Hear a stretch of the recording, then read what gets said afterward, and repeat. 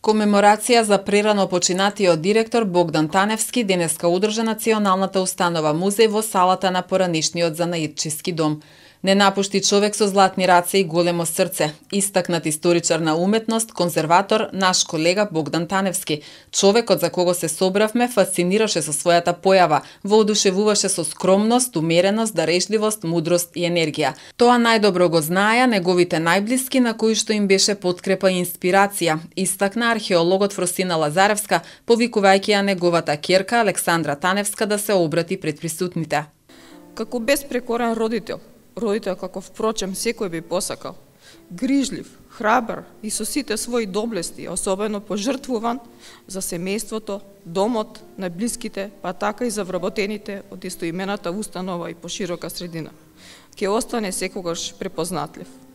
Малку е да речам благодарам за оно што сме твои следбеници, јас и брат ми, што не воспита во вистински личности со сите доблести како што може да ги има еден човек.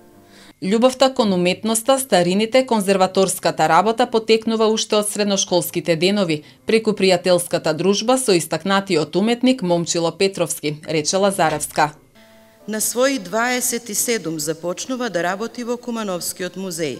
За подоцна, долги 37 години, посветено да се труди да ја развива музејската дејност на градот и за прв пат во 2006 година Куманово да добие постојана музејска поставка. Во трите мандати како директор на една културна институција го превзема во надлежност Меморијалниот центар Асном, целосно ја обновува музејската зграда, уметничката галерија, спомен куќата на Христијан Тодоровски Карпош, а го уредува и лапидариумот на музејскиот двор.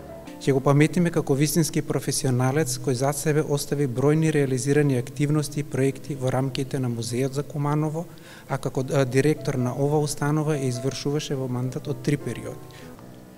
На мене како претседател на општина Куманово ми беше чест и задоволство да работам со човек кој беше скромен и стручен и ги познаваше интересите на граѓаните од областа на културата.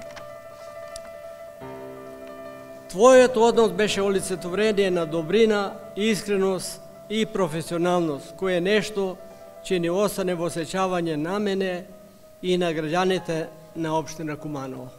Во својот работен век Таневски беше посветен и на конзервација на икони, иконостаси, фреско живопис, резби, реставрација на мозаици, музејски експонати, споменици од културата.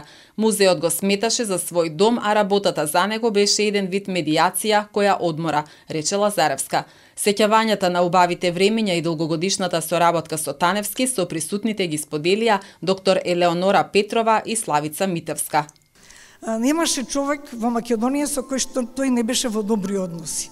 Не беше конфликтен, не се караше, напротив, гледаше сите работи да ги направи на мирен начин, со насмевка, со убав збор и со убава дружба. Од него секогаш потекнуваше некоја иницијатива која што ги сплотуваше луѓето. Не патеше од титулата директор. Ти беше лидер од сенка. Знаеше да раководиш и да ги туркаш работите во колективот, но сето тоа да биде другарски, без да се експонираш. Беше менаџер во вистинска смисла на зборот. Меѓучовечките односи во музеот ти беа многу важни да бидат добри. Ти успеваше во тоа. Ти беше скромен, ненаметлив, човек со необична харизма. Знаеше да најдеш начин секого да го упатиш во работата, да му обезбедиш средства и да го поддржиш. Телеграми со зборови на сочувство кон семејството упатија министерот за внатрешни работи Оливер Спасовски и колегите од Националната установа Музеј Битола. Директорот на музеот Богдан Таневски, познат конзерватор и културен работник во Куманово и државата, ненадено почина на 3 април на 64 годишна возраст. Таневски е роден на 23 мај 1958 година во Куманово. Основно и средно училиште завршил во Куманово. Во 1984 година дипломирал на Филозофскиот факултет во Скопје, одсек Историја на уметност со археологија. Целиот свој живот го посветил на својата професија и развој на музеот во Куманово, зачувување и заштита на културно-историското наследство во Куманово и Македонија.